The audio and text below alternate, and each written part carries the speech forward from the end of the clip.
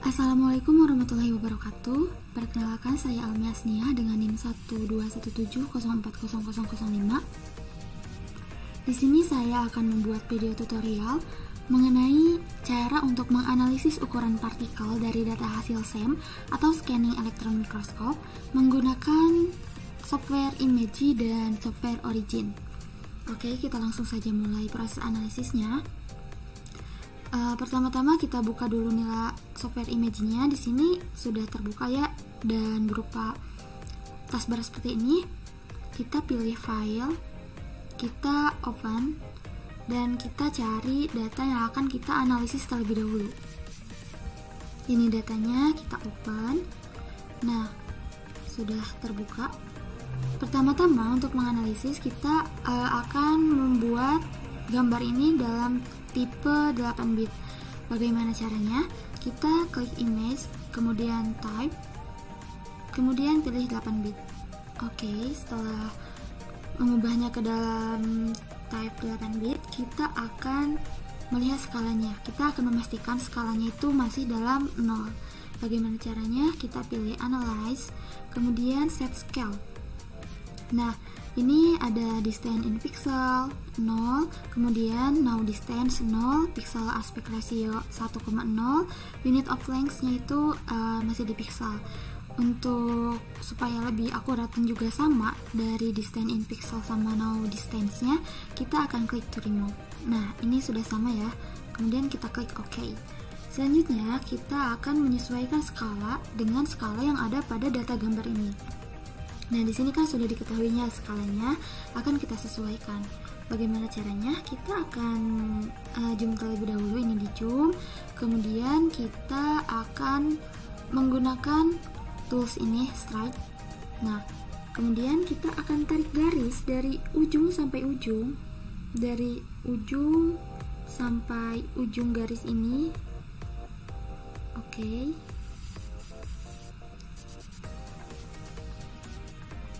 Nah, kemudian kita akan klik analyze lagi.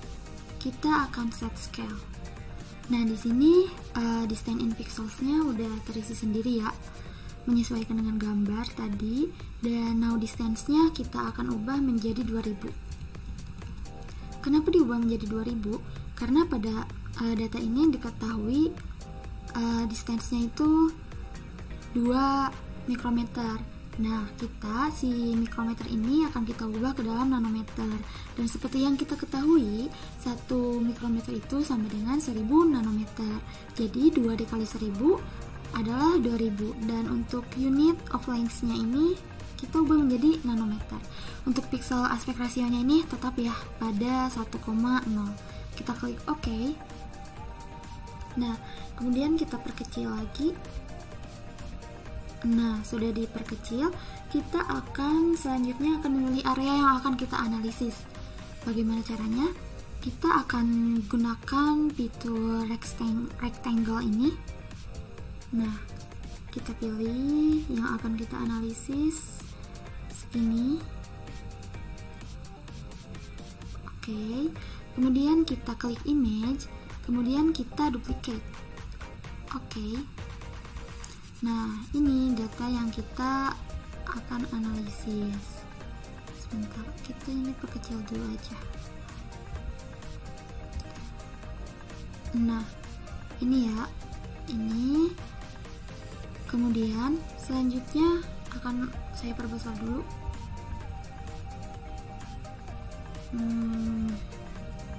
Nah, ini diperbesar. Selanjutnya kita akan memberikan warna ke dalam data ini, area yang sudah kita pilih ini. Caranya bagaimana? Kita akan ke proses, kemudian kita akan pilih FFT, kemudian band filters. Nah, oke. Ini sudah lebih terlihat jelas ya di sini. Yang putih-putih ini merupakan partikel yang akan kita analisis. Kemudian setelah itu kita akan memberi tanda kepada partikel-partikel yang putih ini supaya lebih terlihat jelas, dan lebih lebih jelas juga. Oke, bagaimana caranya? Kita akan memberi tandanya dengan klik image, kemudian adjust, kemudian kita akan pilih threshold. Nah, ini sudah terlihat ada warna-warna merah kayak gitu. Kita akan atur ya, kita atur sampai yang warna merah itu, sampai partikel-partikelnya itu terpisah. Tadi kan bentuknya itu bulat-bulat ya. Nah, kita akan membuat bulatan-bulatan itu terpisah satu sama lain karena tadi kan masih nyatu ya. Nah, sekarang ini akan kita pisahkan. Kenapa harus kita pisahkan? Ya, supaya terbaca dan lebih jelas juga gitu. Supaya lebih terbaca, lebih jelas juga, lebih akurat dalam proses analisisnya. Oke, ini sudah lumayan ya. Sudah lumayan pada terpisah. Jangan sampai ini kan sudah lumayan terpisah ya, tapi jangan sampai si warna merahnya juga hilang seperti ini. Sebentar. Nah, jangan sampai seperti ini, tapi harus warna bulatannya itu emang harus warna merah kayak gitu supaya lebih terbaca. Oke. Sudah cukup mungkin antar. Nah, ini sudah lumayan ya, udah lumayan cukup. Selanjutnya kita akan apply. Nah, setelah di apply kita akan menganalisis luas areanya, luas area dari partikel-partikel yang sudah kita pilih ini. Bagaimana caranya? Kita klik analisis, kemudian kita analyze partikel. Nah, untuk size-nya ini kita ubah menjadi 5 sampai infinity, kemudian circularity-nya tetap, saunya ini outlines karena di sini sudah outlines. Tapi kalau di teman-teman masih belum outlines, nah ini bisa diatur ya, bisa diatur. Kita pilih outlines, kemudian ini akan ada kotak-kotak ya yang di checklist. Ini yang kita checklist adalah display result, terus clear result, terus ada exclude on edge, terus include holes. Oke. Nah, di sini sudah ada nih partikel-partikel yang teranalisis ini dalam bentuk gambarnya, namun yang kita gunakan adalah result yang ini. Kita perbesar terlebih dahulu. Oke, kita akan memilih, kita akan ngeblok, kemudian data ini kita akan pindahkan ke Excel supaya nanti bisa kita analisis dalam Origin. Oke. Nah, tadi di sini kan nomor ya. Terus di sini adalah area. Terus di sini adalah min. Terus min. Bentar. Di sini adalah min. Di sini adalah minimum, di sini adalah maksimum. Oke. Nah, selanjutnya untuk menentukan nilai dari ukuran partikel, tadi kan seperti yang sudah kita ketahui, kalau si partikelnya itu bentuknya itu berbentuk bulat ya, berbentuk lingkaran. Nah, kita bisa mengetahui ukuran partikelnya itu dari bentuknya. Untuk mengetahui nilai ukuran partikel, kita memerlukan nilai diameter. Nah, karena di sini sudah diketahui luasnya, di mana luas itu area yang ini, kita bisa menggunakan rumus luas lingkaran. Rumus luas lingkaran itu kan PR kuadrat. Nah, nanti dari rumus luas lingkaran kita akan memiliki nilai R kuadrat. Dari nilai R kuadrat, kita bisa memiliki nilai R. Kemudian dari nilai R, kita bisa memiliki nilai diameter. Nah, bagaimana cara mencari nilai R kuadrat? Karena rumus luas lingkaran itu PR kuadrat, maka kita bisa mencari nilai R kuadrat ini dengan cara membagikan area ini dengan nilai pi, di mana pi-nya nilainya itu adalah 3,14. Oke, kita sudah milih ya. Kita enter, kemudian kita perpanjang datanya. Nah, sekarang nilai R. Bagaimana cara mencari nilai R? Kita akan menggunakan rumus yang ada pada Excel. Itu adalah formulanya itu adalah SQRT. Nah, ini ya.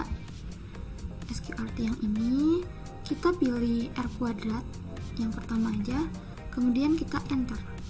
Oke. Kita ke bawah tarik. Nah, di sini sudah kita ketahui nilai R-nya.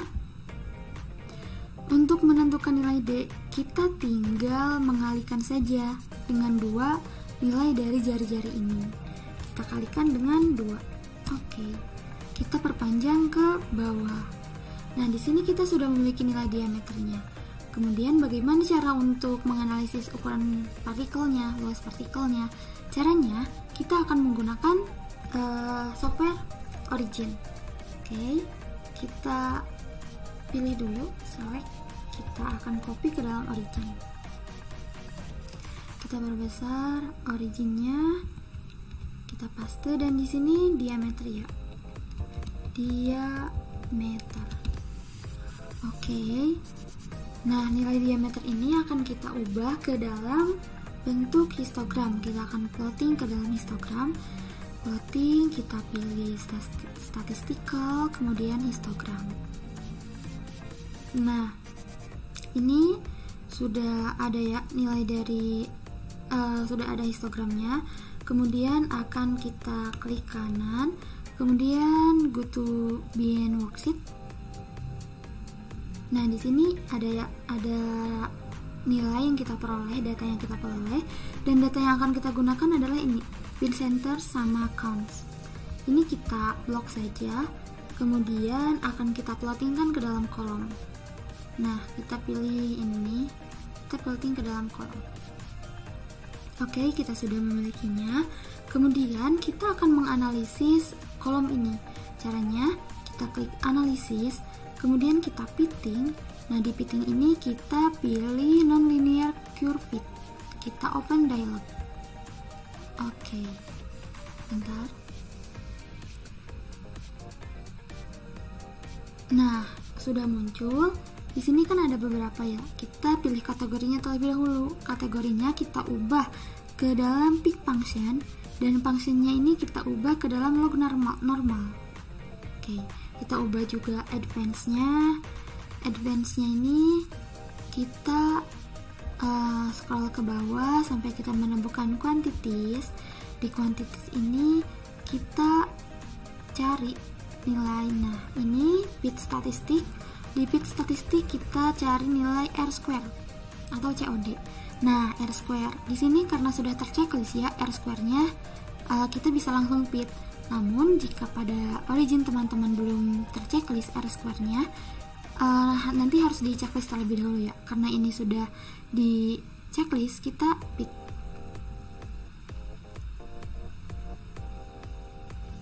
Oke, kita pilih yes. Nah, di sini kita dapat nilai beberapa data. Di sini kita lihat nilai R square.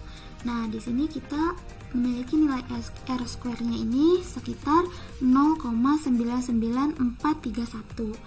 Nah, nilai R square ini merupakan nilai angka yang rentangnya dari 0 sampai 1, di mana nilai R square ini merupakan angka yang mengindikasi besarnya kombinasi variabel independen secara bersama-sama dan mempengaruhi nilai variabel dependent. Nah, nilai R square ini semakin mendekati satu nilai R square ini, maka model yang dikeluarkan dari regresi ini semakin baik dan data kita ini semakin valid.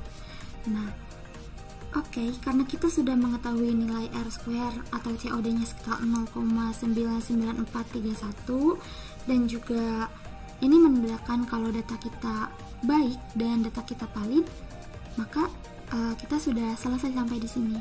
Oke, mungkin sekian dari saya. Terima kasih. Wassalamualaikum warahmatullahi wabarakatuh.